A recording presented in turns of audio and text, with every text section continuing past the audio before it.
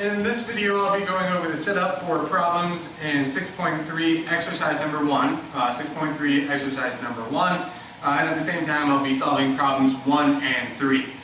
So to explain it, again, I'm just going to jump into the first problem, problem number 1. In the directions here, we are told to use truth tables to determine whether the following symbolized statements are tautologous, self-contradictory, or contingent. So in this exercise, there are a few things different as compared to the previous exercise. The first thing you'll notice, quite obviously, is the vocabulary. What do they mean by tautologous, self-contradictory, or contingent? So we need to get the vocab down, quite important. Further, you'll notice in this exercise, 6.31, none of the variables that we'll encounter are defined for us. In our very first exercise using truth tables, all of the variables were defined for us. In the next exercise, most of the variables were defined for us. In this exercise, we've cranked it up yet another notch, and none of the variables are defined for us. So what we're going to have to do is go through all the logically possible combinations for all the variables involved in the problem. That sounds as though it will be quite difficult, but as it turns out, there's a very nice, neat, mechanical, very robotic-like procedure to pull this off. So that's the good news. We follow the steps in this mechanical robotic procedure. If we do the steps correctly, being sure to dot all the I's, cross all the T's, then you'll get the right answer every single time. The bad news about going through this mechanical robotic-like procedure is that it can pretty quickly become repetitive and can get kind of boring. Good news, if you follow the procedure correctly, if you set it up correctly, you'll get the right answer every single time. The bad news is that, sooner or later, it'll get a little boring for you. So let's jump in finally to problem number 1. The first step in going through all the logically possible combinations of the truth values for all the variables is to count up the number of unique variables in the problem. So in the first problem, we have n horseshoe parentheses n horseshoe n. And again, step number 1, count up the number of unique variables present. In this case, there's just but a single unique variable. Don't count all the variables, for instance 1, 2, 3, just count the number of unique variables. In this case, there's just one variable. They're all instances of n. So we take that number, in this case 1, the number of unique variables in the problem, and we plug it into the following formula. We plug that into the formula L equals 2 to the power of n.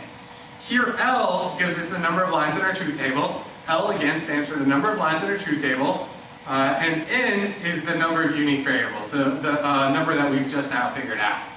So for problem number 1, the number of lines in our truth table L is equal to 2 to the power of 1. So we need to do a little bit of math here.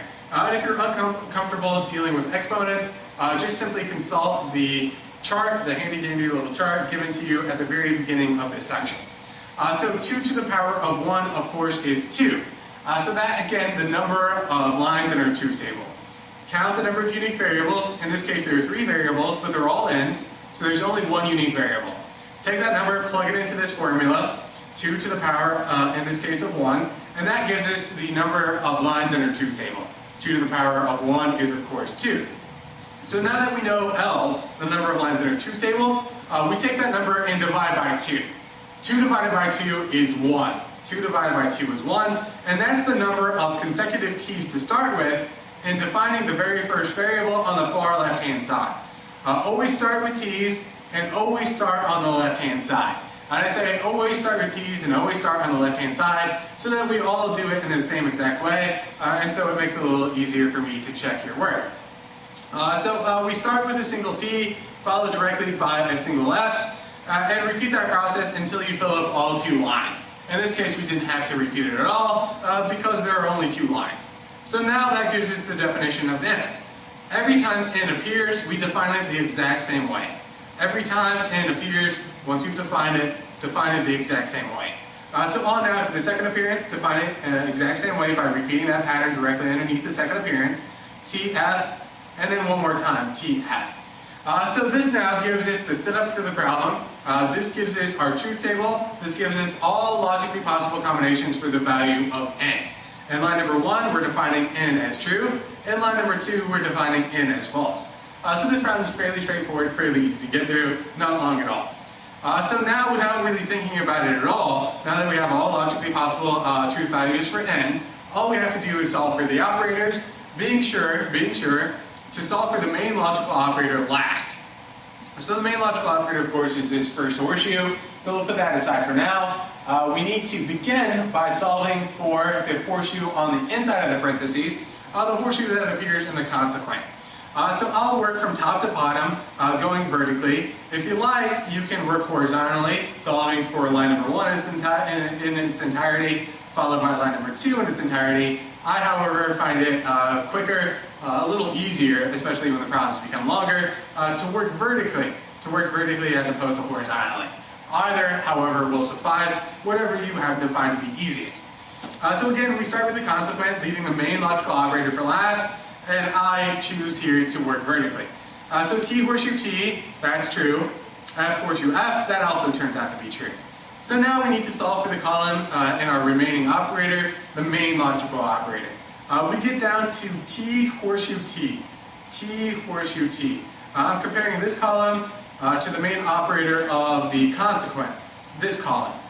T horseshoe T here on, and I'll number this just for convenience, here in line number T. That's again T horseshoe T. What's the value of T horseshoe T? Well, that of course is true. Now on to line number 2, F horseshoe T. What's the value of F horseshoe T? Well, that also true. So we've now completed our truth table. We've now solved for our truth table. The finishing step is to circle the column that appears underneath the main logical operator, and then finally to apply our vocabulary. So the vocab given to us in the directions, 3 terms: tautologous, self-contradictory, or contingent. If a statement is tautologous, and I'll just abbreviate that taut, if a statement is tautologous, then the column that we've identified, the column that we've circled under the main logical operator, will turn out to be true in every respective line. It will be filled up entirely of T's. So tautologous, all T's. Self-contradictory, I'll just abbreviate as C. Self-contradictory would occur if the column under the main operator that we've circled turns out to be all F's. Self-contradictory, all F's. And then finally, contingent. A statement will be said to be contingent if the column under the main operator is a mixed bag. If we have some T's and some F's, then it's said to be contingent.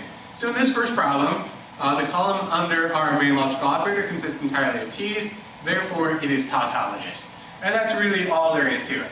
Follow those exact steps every single time, and if you proceed correctly, if you don't make any mistakes, and it's quite easy to make one little tiny mistake in some of these problems, but so long as you double check your work, you'll come up with the correct answer without really much thought at all, without much effort on your part, every single time. So to make sure that you get the procedure down, let's now go to problem number 3.